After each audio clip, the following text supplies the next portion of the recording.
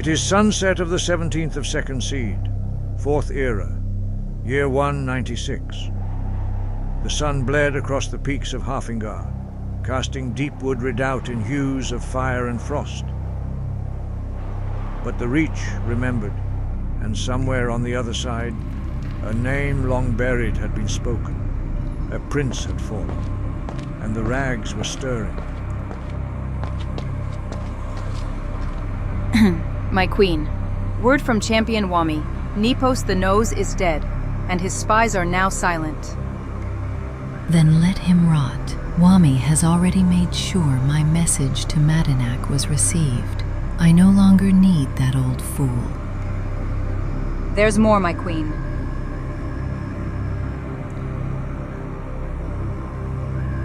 The witch from Darklight Tower is responsible, along with her Nord companion, and they're in Cidhna Mine with the king, for reasons unknown, my queen.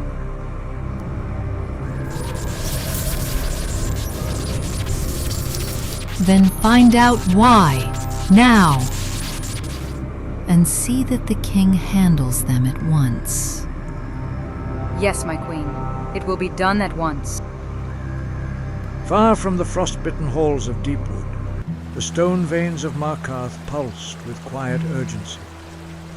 While Gala plotted in fire, the mine below stirred with whispers of rebellion was beginning to take place. There you are.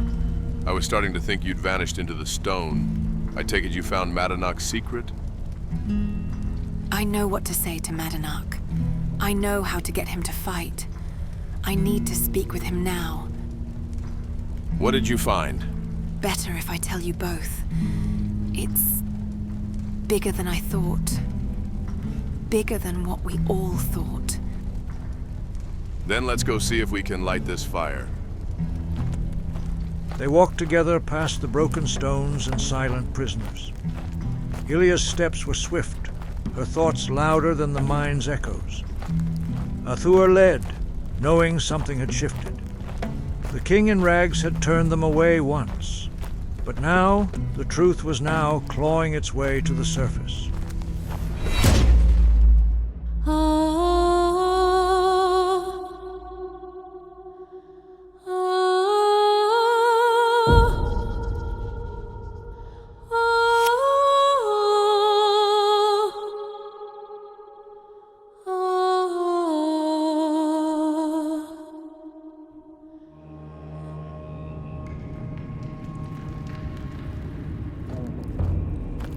The mine was quiet, but not still. Athuur and Illia walked the familiar path, past the locked cell and into the heart of the den. Madanach's lady servant sat in a Dwemer tub, steam rising around her. She watched them pass, saying nothing, as if she'd been waiting. You again.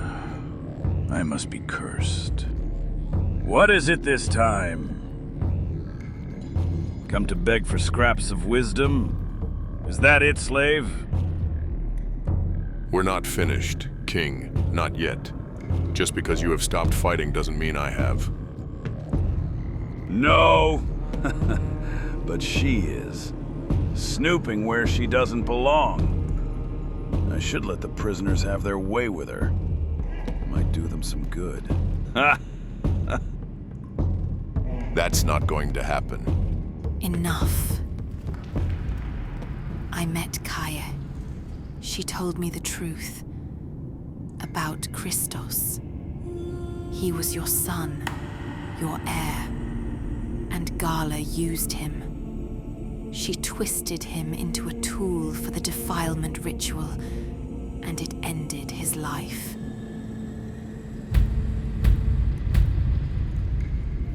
Careful, witch. You speak his name like you own it. I should have you both killed. He died believing Gala was right, that giving her the Sibyl's power was the future. He chose her over you. Why?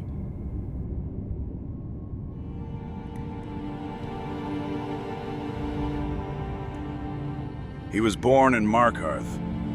During the uprising, when we took the city for ourselves, he was meant to be the true king, the one who would rule the Reach when my time had come. When I was imprisoned, I made sure my people protected him. I gave orders through my spies. I told them how to keep him hidden, how to keep him safe. The Silverbloods couldn't know he existed. If they did, they'd have killed him on the spot. So, I stayed here, in chains, so they believe I was alone. But somewhere along the way, Christos began listening to Gala. Her words, her promises. I don't know why she betrayed me. I don't know why he believed her. But I do know this. He's gone. And I couldn't stop it. My mother knew Gala. She said she'd use anyone, forsworn, Reachmen, even the gods, to get what she wanted. She always gets what she wants, but not this time. It's time someone stood against her, and that someone now has to be you.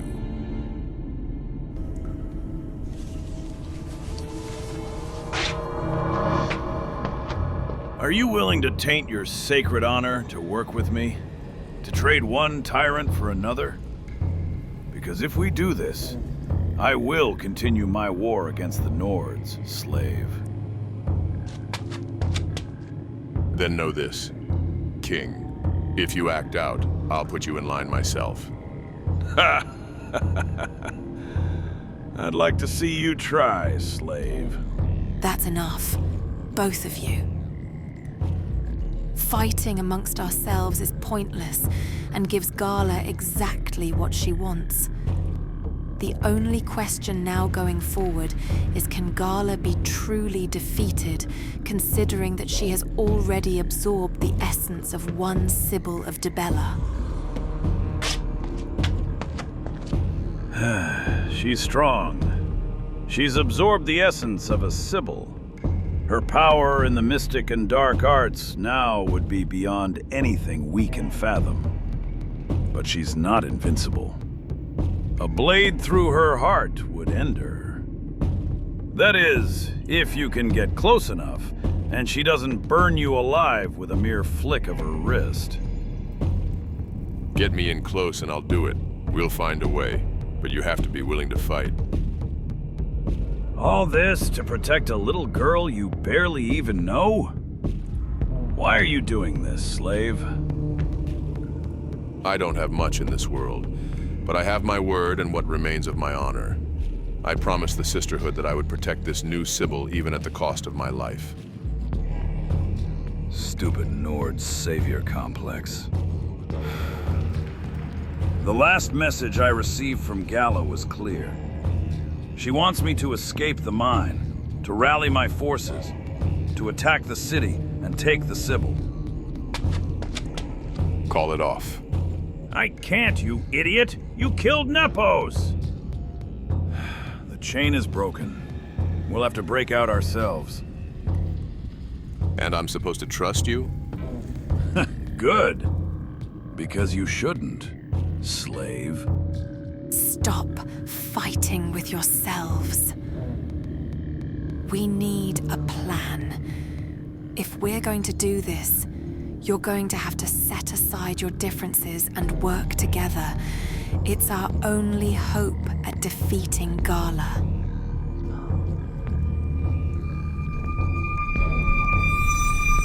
I will fight Gala, but not to protect some damn whore in the temple. I will avenge my son, and if you betray me, I'll bury you in the stone you walked in on. Are we clear, slave?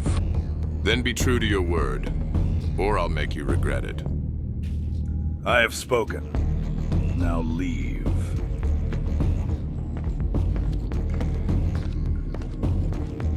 Let us know when it's time. Believe me, you'll know when it's time. The king in rags had risen, not for glory, not for vengeance, but for the son he lost. The war was coming, and the mine would not hold them much longer.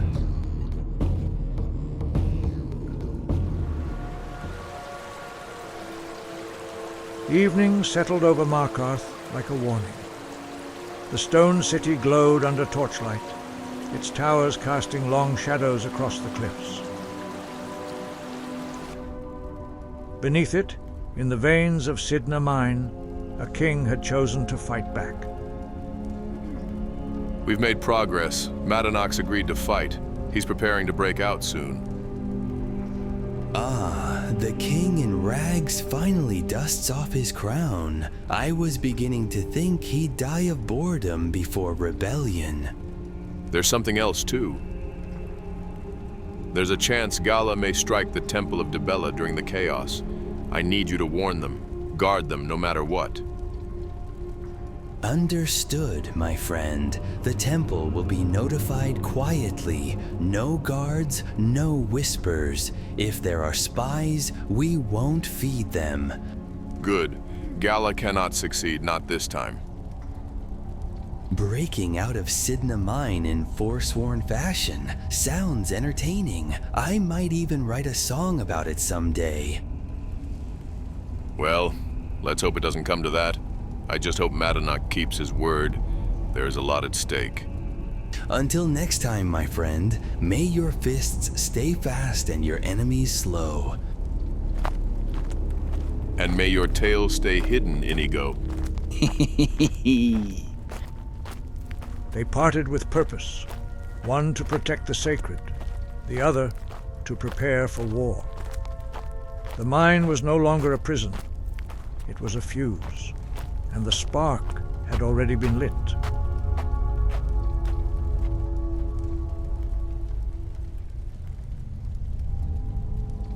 Time crawled like frost over stone. Each second stretched with anxiety as Athuur and Illia sat in a quiet corner of the mine, waiting for Madanach's words. The air was thick with tension, the kind that precedes war, or something far worse. Now it's just a waiting game, and I'm horrible when it comes to patience. Athuur, you should rest. You'll need every drop of strength later. Utilize this time that we do have now while we can. I'm fine, Illia. You're not, and you know it. Stop being stubborn. Fine, but only for a while.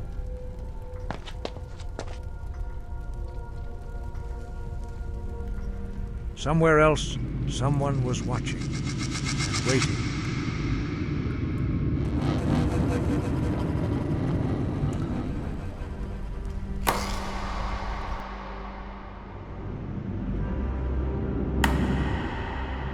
Athuur opened his eyes to a world not his own. Black skies, white fog, feathers drifting like ash, the realm of quagmire, where reality twisted and truth wore masks. What happened? What is this place? How did I end up here?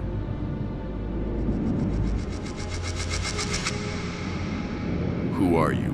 What is this place?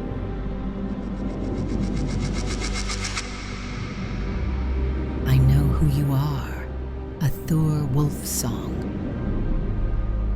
The Nord with a bleeding heart, the one my sister adored. Your sister? Who are you talking about?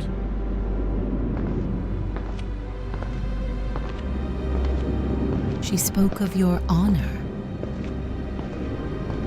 your valor, your promise. But promises are fragile things, aren't they? I can't see your face. Who are you? Very dense, I see. Perhaps a little light will make things clearer.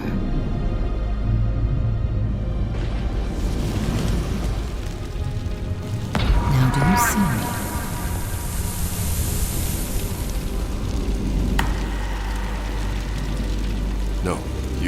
stole her face and her sacred power.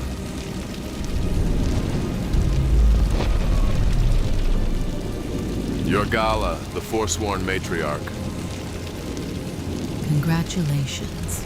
You've solved the obvious.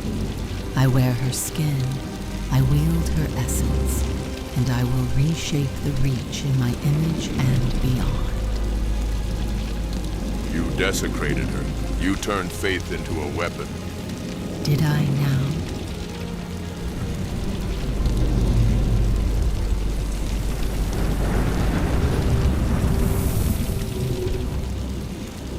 Faith is a tool, and you, Athuur, are a broken blade trying to cut stone.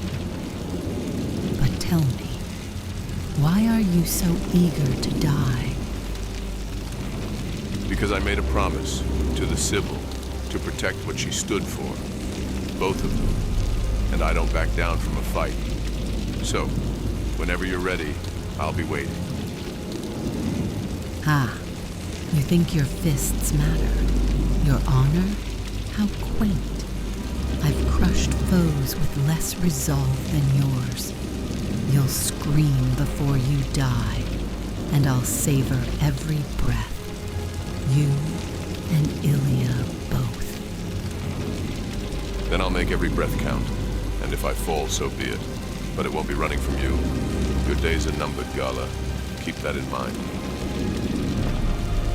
You'll do more than fall, Athuur, because I look forward to killing you slowly. See you around.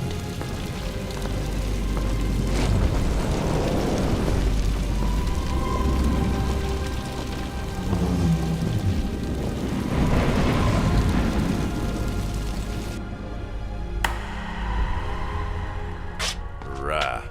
Talk about a mind muck. Blah. I can feel something off. You saw something. What happened? What did you see? You never told me that Gala took the Sibyl's face, let alone that they were sisters. She looked just like her. You saw Gala in your vision? I left that out on purpose, so you'd focus on the fight. That face means nothing now. Beneath it is Gala, the matriarch. That's who we're up against. She spoke to me. In that twisted vision, she knows who I am. She's watching us.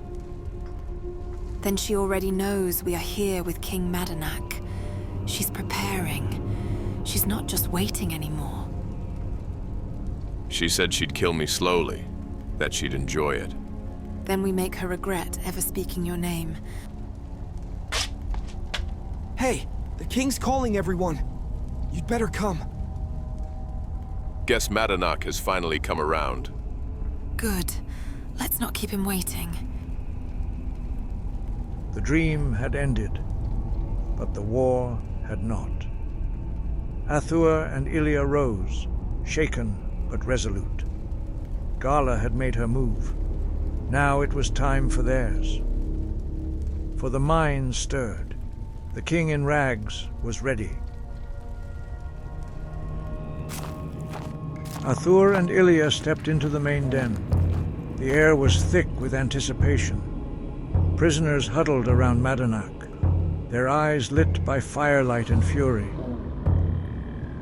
In the corner, Grisvar's body lay cold. His death a signal, not a mistake. What's going on, Madanach? You wouldn't have old Grisvar killed unless you weren't planning on needing him. My brothers, my sisters. We have rotted in this pit long enough. The stone has heard our cries, and the guards have mocked our chains. But no more. It is time to leave Cidhna Mine, to reclaim what was stolen, to remind the Nords that the Reach was never theirs to begin with. Before I march against their walls, I must settle the score with Gala, the false matriarch who defiled our blood and murdered my son. What I ask of you may mean death to some, and pride to others. If you wish to stay, stay. But I am done waiting. I am done watching. I will reclaim my throne, even if it's built from ash. Because through this gate, beside my quarters, lies a tunnel. A forgotten path through the old dwarven ruins of Markarth. It leads to the city, to war, and to the truth. So, I ask you, what say you, my kin? The Reach belongs to the Forsworn. The Reach belongs to the Forsworn. We deal with Gala first. Attacking Nord settlements now would be suicide, even for your people. The Reach belongs to the Forsworn. Relax, slave. Gala dies first. And then the Nords. Maybe later. But it will happen, slave. Mark my words. The mine stirred like a beast waking from slumber. Prisoners moved through the tunnel, torches in hand, hearts pounding. This was the moment Madanach chose to fight back. Not with whispers, but with war. The Dwemer ruins groaned as ancient spheres activated, their gears grinding to life. But they were no match for the fury of the Forsworn. The prisoners struck fast, overwhelming the constructs with sheer numbers and rage.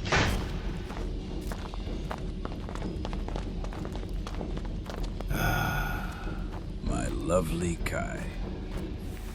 What's the situation? We're ready. I brought what I could. Armor, blades, potions. It's not much, but it's enough to get us out of here, my king. This is your revelation, Nord. I say you've earned it. I present to you the armor of the old gods.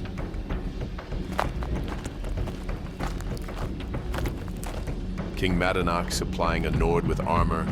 Oblivion must have frozen over. You're my pawn, slave. I need you alive to fight, so make sure you don't go dying on me.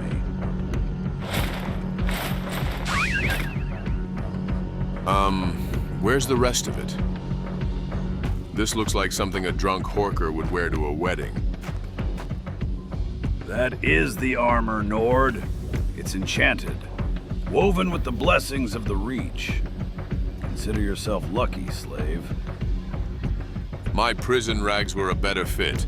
At least they covered my dignity. Stop belly aching. You want power? Wear it. Or go back to your cell.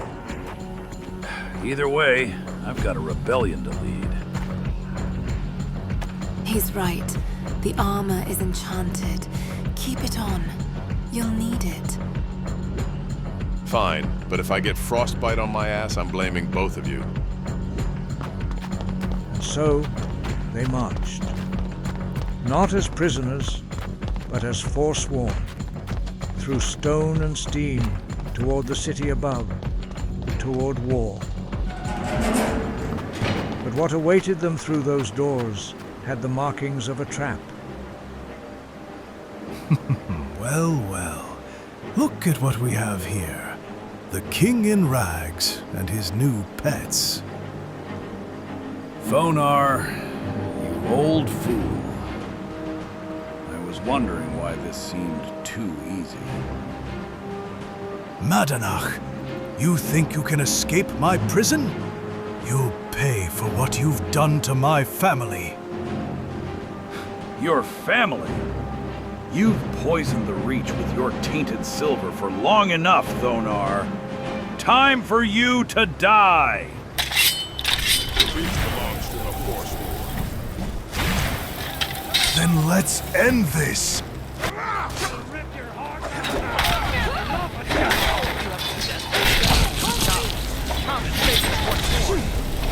Steel clashed against bone. Magic lit the alleys. The Forsworn surged through the streets like a flood of vengeance. Athuur moved with purpose, dodging conflict where he could, but the city had now become a battlefield of chaos. Through the smoke and blood, the main gate loomed. Freedom or death. Inigo, why aren't you at the temple with the Sisterhood? Because they're more prepared than we are. Trust me, my friend.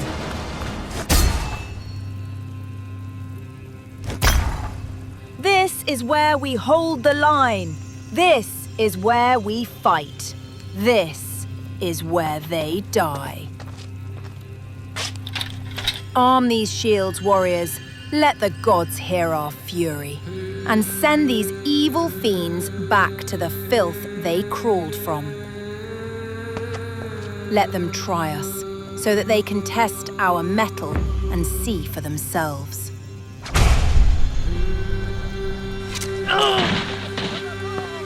Now is our chance, my friend. We need to move, now! They ran, through blood and fire, through screams and steel. The Forsworn left a trail behind them, not of retreat, but of defiance. And the hills of the Reach waited to receive their fury.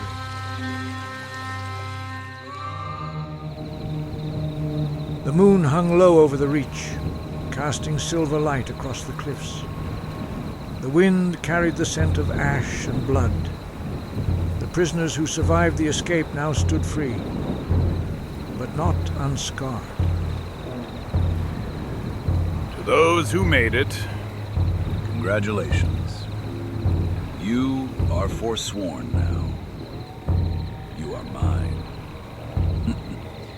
And the Reach will remember your names, if you live long enough. Don't forget your word, King. Gala comes first. You think I've forgotten? I watched her twist my son into a weapon. I'll carve her name into the stone with blood. This isn't about blood. We didn't need to kill half the city guard to escape. That wasn't justice. That was carnage. The muck it is! We are forsworn. We don't ask for permission. We take what was denied, slave. Or have you already forgotten? So, are we here to fight Gala, or just fight? My coin's on Athuur. By the way, I'm Inigo. Nice to meet you, King Forsworn.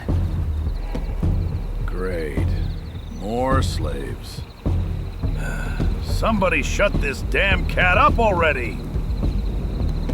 None of this matters unless Gala is confronted. And right now, we're not ready. Not like this.